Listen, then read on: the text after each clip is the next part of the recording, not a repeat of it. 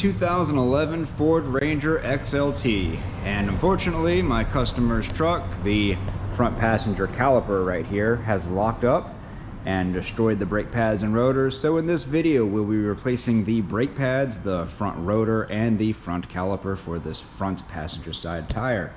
And for this repair job we'll be using the CarQuest Gold pads, Golf November Alpha Delta 833, CarQuest rotor, Yankee Hotel 145341, and the CarQuest caliper 18 Bravo 4758. Let's get to it. And we'll go ahead and remove our hub cover. Just using a flathead screwdriver, work your way around. And I like using this as a little cup to put the lug nuts in. Looks like these are 3/4 inch lug nuts.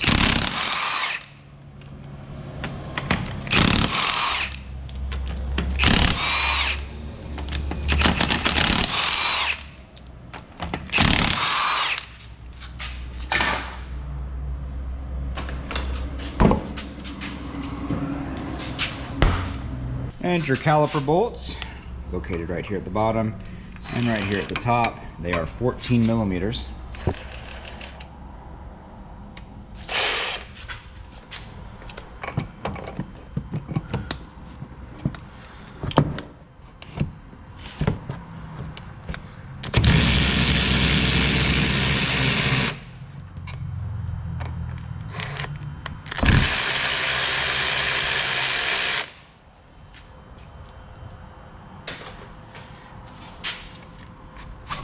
Go ahead and remove our caliper and position that out of the way. We'll be replacing the caliper last so that we don't lose too much brake fluid.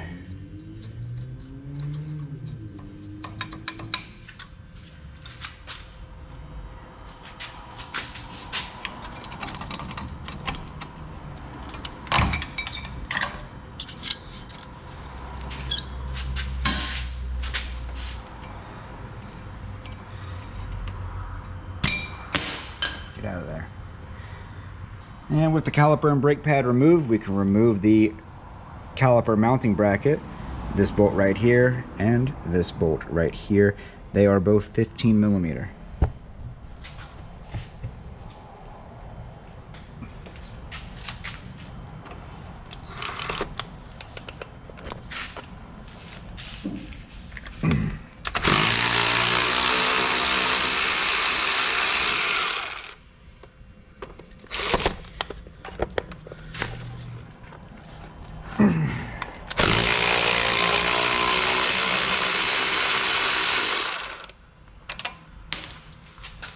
And with the caliper mounting bracket removed, we can go ahead and remove our rotor right here on the top.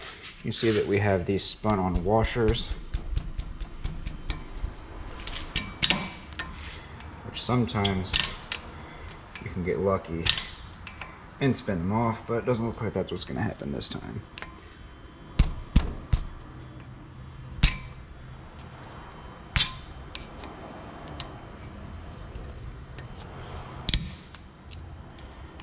Go.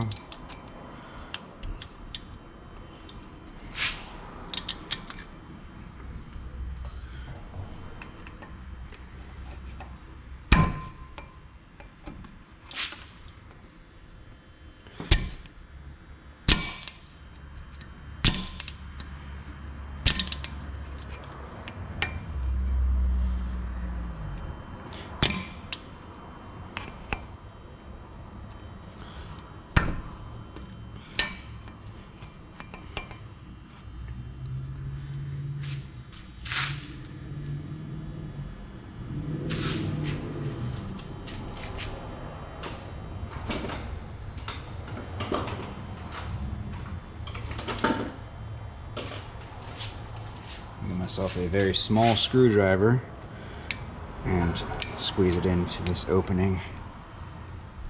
And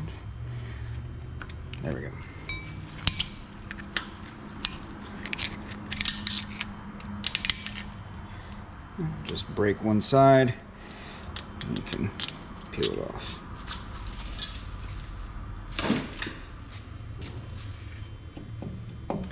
Our rotor's actually loose. I thought for sure I was gonna have to beat the crap out of it. Come in here with our new rotor.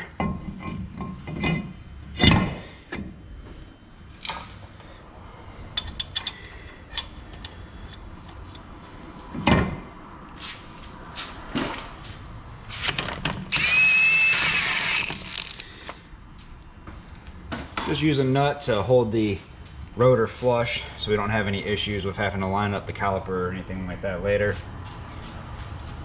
Got our new caliper. Go ahead and slide this into place.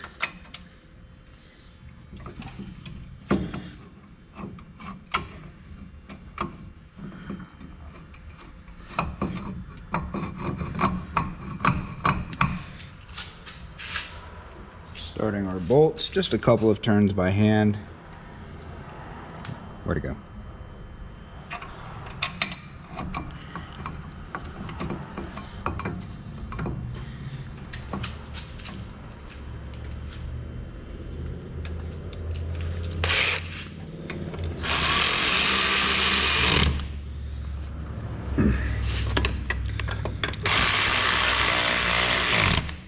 Putting these bolts down nice and tight.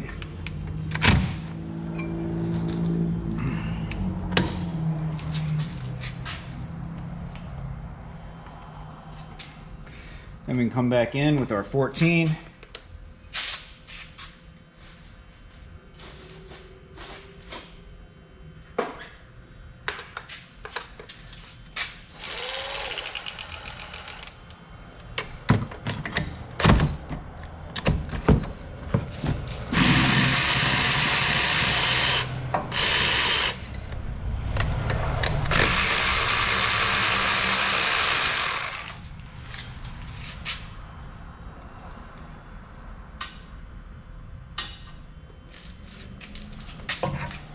Remove our new caliper. And with our new caliper, we got some new hardware. Get a close up on the hardware in case anybody needs help installing it. Just go straight on like this. Slide it over and then you press it down on the sides, and especially right here in the center. You want to make sure that that's clean and down nice and tight, so that rotor doesn't make contact with it while it's spinning around.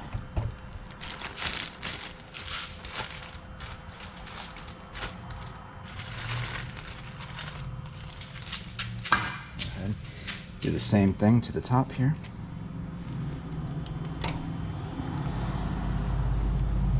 Beautiful. Now, come in here with some brake part lubrication. Put a small tab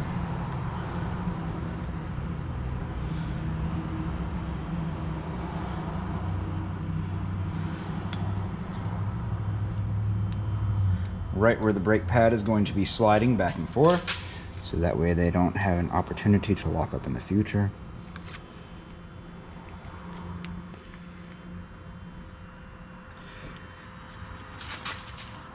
What's the deal?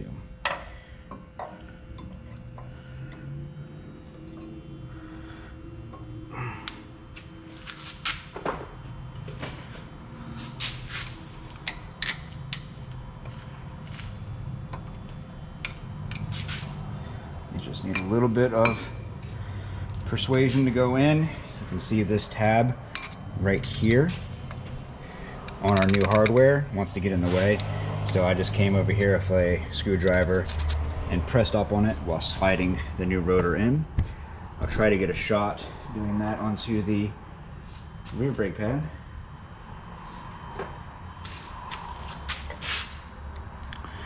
And slide that in.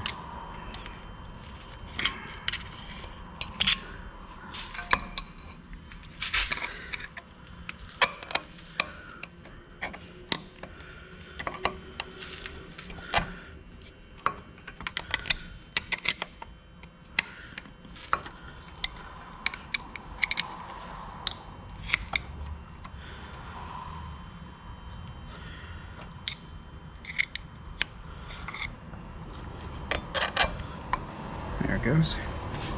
Make sure you check your guide pins. With the new caliper, these should be well lubricated and should return whenever you pull them out, like so. Make sure that they do that.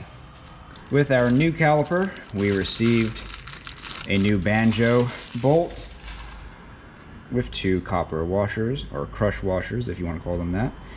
One needs to go on top like so, and the other one needs to go between the caliper and the brake line right here.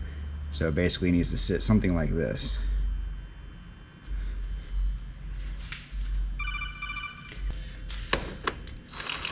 Yep, 15 millimeter.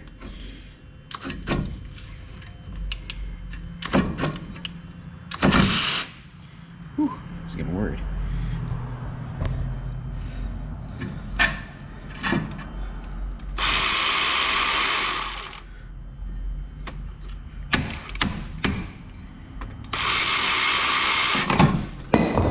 Had to break that loose. Go ahead and hold that brake line up so that you lose fluid more slowly, and move the new brake caliper into position. Remove the old banjo nut.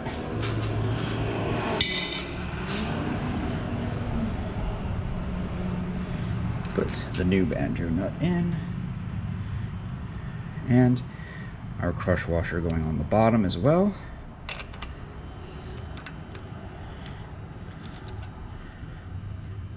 Hold that brake line kind of loosely, just so it can wiggle around as you find the threads for your new banjo nut. Go ahead and put that down hand tight.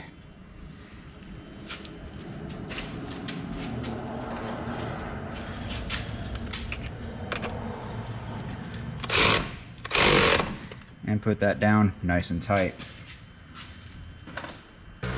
And before we put it all back together, come back in here, spray off all that brake fluid that just came out, and you want to spray down your new rotor very well, because when these rotors are packaged, they cover them in oil so that they don't rust while they're sitting on a shelf somewhere waiting for somebody to buy them. And you want to make sure that that oil is removed off of the rotor before you start driving, because once that oil gets heated up, it starts to burn and it'll actually be absorbed by your new brake pads, and it will reduce the lifespan of those new brake pads.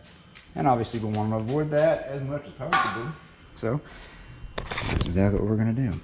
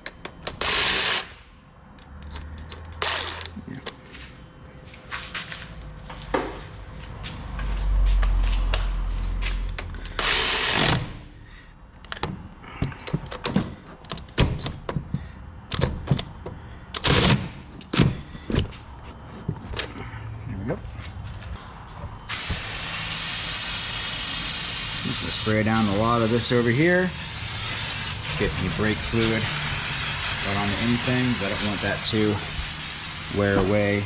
Anybody that doesn't know, brake fluid eats paint and everything else it comes into contact with. So if you ever do spill brake fluid or have to do a brake job such as this, where some components might become contaminated with brake fluid, it is very important to do a proper and thorough cleaning afterwards. And that's pretty much all there is to it. Get a friend to pump the brakes and hold them while you release the bleeder screw on the new caliper, get all that air out of there, and finish bleeding your brakes. And with that, the job is complete. If you'd like to see another video on one of these vehicles, go ahead and check out that one next. Made that one just for you. But other than that, if this video helps you out, leave a like. Don't forget to subscribe. We'll see you next time.